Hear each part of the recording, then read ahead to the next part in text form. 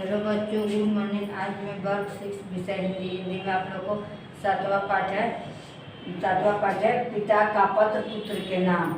यह पत्र जो है गांधी जी अपने जब प्रिटोरिया जेल में थे उस समय यह पत्र अपने बेटा मोहनलाल के पास लिखे थे। इस पाठ का मैं शब्दार्थ को आप लोगों को लिखा चुकी हूँ। आज मैं इस पाठ की कहानी बता रही, आप लोग ध्यान से सुनिए।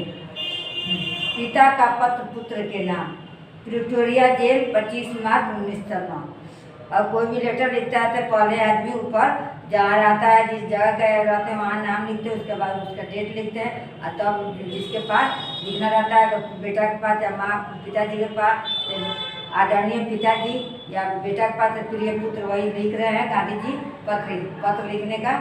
सुनिए, प्रिय पुत्र, प्रति मास एक पत्र लिखने और एक पत्र प्राप्त करने का अधिकार मुझे मिला है। प्रति मास में एक महीना और एक महीना में एक दिन पत्र लिखने का जो अंग्रेज जो थे उनको कैद कर दिए थे, तो कहते एक महीना में उनको एक पत्र लिखने का घर पर भेजने का अधिकार दिए थे। अब मैं पत्र लिखूं किसे? मिस्टर रिच का, मिस्टर पोलक का, और तुम्हारा ख्याल मुझे बारी बारी से आया, लेकिन मैंने तुम्हें ही लिखना पसंद किया क्योंकि पढ़ने के साथ तुम्हारा एक ज्ञान मुझे बराबर आता था। और जब खत लिखने पड़े थे किसके नाम से लिखे, घर में और भी उनके सदस्य थे, लेकिन उन्होंने अपने बड़े बेटे के नाम से लिखा कर पढ़ते थे तो उनका ख्याल आया।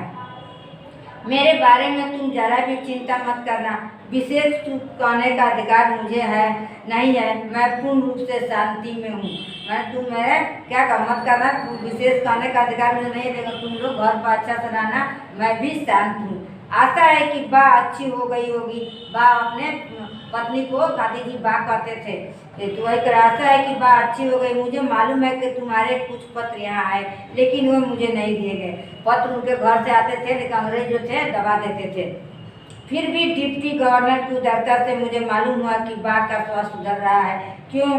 क्या वे फिर से चलने फिरने लगी हैं? बा और तुम लोग सवेरे दूध के साथ साबुदाना बराबर ले रहे होगे, कहते थे। तो तुम लोग अपने खाने का ख्याल रखना, तुम और तुम्हारी माँ, और सब कुछ तुम्हारे विषय में कहना चाहूँगा। तुम कैसे हो? तुम पर जो जिम्मेवारी मैंने डाली है तुम उसके सर्वथा योग्य हो, आनंद से उसे निभा रहे होगे, मुझे ऐसी आशा। क्योंकि जो घर की जिम्मेवारी तुम्हारे ऊपर डाल दी हूँ उसे तुम अच्छे से निभा रहे हो, मुझे आशा उम्मीद है। मैं जानता हूँ कि तुम्हें अपनी शिक्षा के प्रति असंतोष है। जेल में मैंने यहाँ खूब पढ़ा, क्या शिक्षा के प्रति असंतोष है, लेकिन जेल में मैंने पढ़ा है कि इसमें मैं यह समझता हूँ कि अक्षर ज्ञान ही शिक्षा नहीं है। अच्छी शिक्षा तो चरित्र निर्माण कर्तव्य का बताते हैं। केवल किताब पढ़ने से, ज्ञान हो जाने से ही आदमी की अच्छी शिक्षा नहीं मिलती, उसके लिए चरित्र निर्माण और कर्तव्य का भी अपना पालन करना चाहिए। चरित्र अच्छा होना चाहिए, अपने कर्तव्य जिम्मेवारी से मुक्त होना चाहिए, यही असली शिक्षा यही है। यदि यह दृष्टिकोण सही है और मेरे विचार से, तो यह बिल्कुल ठीक है। तुम अच्छी शिक्षा प्राप्त कर रहे होगे। आजकल तुम्हें अपनी बीमार माँ की सेवा का अवसर मिला है। रामदास और देवदास को भी तुम संभाल रहे हो। यदि यह काम तुम अच्छी तरह से और आनंद से करते हो तो तुम्हारी आदि शिक्षा तो इसी के द्वारा प्रकट है। और तुम अपनी माँ की सेवा कर रहे, अपने भाइयों को देखभाल कर रहे हैं, तो तुम्हारा कर्तव्य जो है यही आदि शिक्षा तुम्हारी यही पूरी हो जाती है। उपनिषदों की एक टीका में लिखा है कि प्रथम अर्थात ब्रह्मचर्य आश्रम संन्यास आश्रम के समान है। प्रथम जो अवस्था होता है वह संन्यास आश्रम के, ब्रह्मचर्य साधु के जीवन के समान है। इसका मुझ पर गहरा प्रभाव पड़ा है। आमोद प्रमोद एक निश्चय आयु तक की शोभा देते हैं। मैंने आनंद सुख जो है एक समय निश्चय समय तक है, तो फिर तो आदमी ब्रह्मचर्य जीवन में ही चला जाता है। 12 वर्ष की उम्र के बाद बच्चों की जिम्मेवारी और कर्तव्य का भान होना चाहिए। उन्हें अपने आचार और विचार में सत्य और अहिंसा के प्रयोग की चेष्टा करनी चाहिए, और ये वे भार समझकर नहीं करें, बल्कि एक आनंद का अनुभव करते हुए करें। यह आनंद कृत्रिम भी नहीं होना चाहिए, यह सरल और स्वाभाविक होना चाहिए। मैं जब तुमसे काफ़ी छोटा था तो मुझे स्वयं अपने पिताजी की सेवा करने में बहुत आनंद मिलता था। 12 वर्ष की आयु के बाद आमोद प्रमोद का बहुत ही कम, बल्कि नहीं के समान में तो कहा गया। जब मैं भी छोटा था 12 वर्ष अपने पिताजी का सेवा करने को, इसी तरह तुमको भी अपने माँ और भाइयों का सेवा करने का मौका मिला है। उसके बाद मैं तुलसी का जीवन बिताने का बहुत ही कम समय मिला। संसार में 3 बातें बड़ी महत्वपूर्ण है, इसको प्राप्त कर तुम संसार के किसी भी कोने में जाओगे तो अपना निर्वाह कर सकोगे। कहते हैं कि संसार में 3 बातें जो होती है बहुत महत्वपूर्ण होती है। दुनिया के किसी भी कोने में चले जाओगे यह 3 बातें याद रखना। 3 बातें हैं, अपनी आत्मा का, अपने आप का और ईश्वर का सच्चा ज्ञान प्राप्त करना। तो अपने आत्मा पर विश्वास करना चाहिए मनुष्य को और अपने आप पर खड़ा रहना चाहिए और ईश्वर का सच्चा और ईश्वर के प्रति सच्चे बोलना चाहिए। ईश्वर के दिए हुए चीज को ही करना चाहिए, झूठ नहीं बोलना चाहिए। ईश्वर का ज्ञान प्राप्त करना चाहिए कि ईश्वर ही जो चाहेगा वही करेगा, वही सब कुछ है।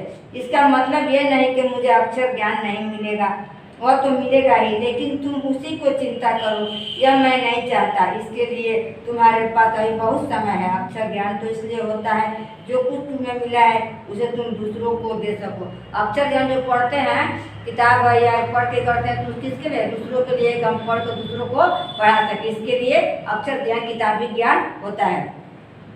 इतना और याद रखना कि अब से हमें गरीबी में रहना है। जितना अधिक मैं विचार करता हूँ उतना ही अधिक मुझे लगता है कि गरीबी में ही सुख है। कहते हैं कि जो लोग गरीब है उन्हीं को सुख है। अमीरों की तुलना में गरीबी अधिक सुखद है। खेत में घास निराने, गड्ढे खोदने में पूरा समय देना, भविष्य में हमें अपना जीवन निर्वाह इसी से करना है। मेरी इच्छा है कि अपने परिवार में तुम योग किसान बनो, सभी औजारों का सदा साफ सुथरा, अक्षर ज्ञान में गणित और संस्कृत पर पूरा ध्यान देना। भविष्य में संस्कृत तुम्हारे लिए बहुत उपयोगी सिद्ध होगा।